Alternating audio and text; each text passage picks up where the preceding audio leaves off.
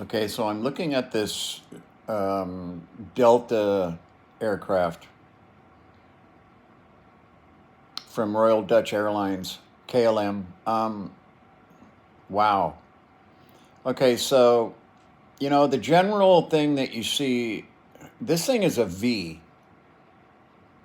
Um, you'll have to go look at it. I don't have any pictures to show you.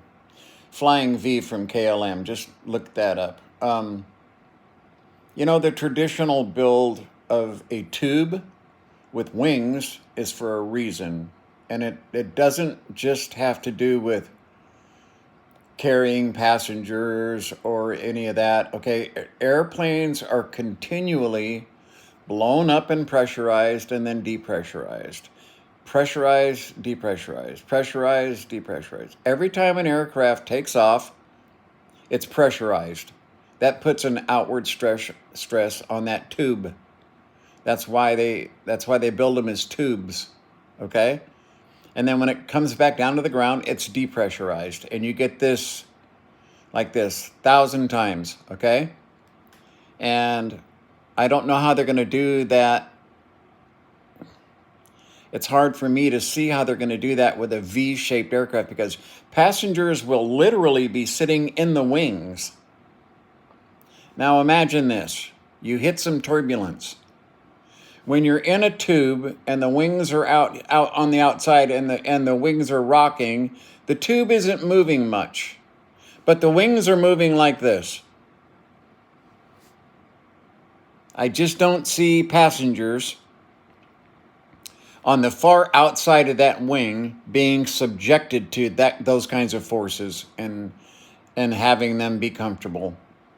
If you hit some wake turbulence from another aircraft on takeoff, or you get a downdraft or an updraft or any kind of major turbulence, especially at altitude or ascending and descending, okay, into and out of the pattern, you are going to have passengers on the outside, the furthest point from the center of the aircraft, because it's a V, like this, okay, that are going to be subjected to very high forces, vertical up and down forces, very rapid, okay? I don't see it happening.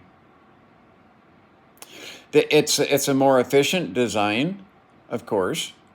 But now where are you going to store your fuel? You store your fuel in your wings. So now you're going to have people and fuel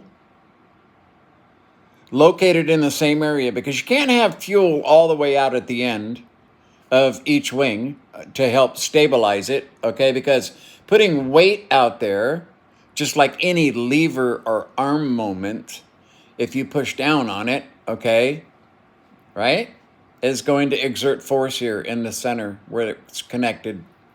And you just might have to overbuild the damn thing to get it to be safe, because we've seen many, many accidents now where aircraft run off the end of the runway and the wings are burning and on fire and people are jumping out of the tube on these slides.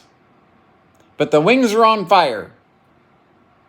So I don't know. This is kind of dubious. I understand why you would want to make it more efficient for fuel use, load carrying capacity, all of these things, but there are other factors involved here that I don't think they'll be able to overcome, and I'm simply predicting that fuel efficiency is not going to drive this aircraft into existence.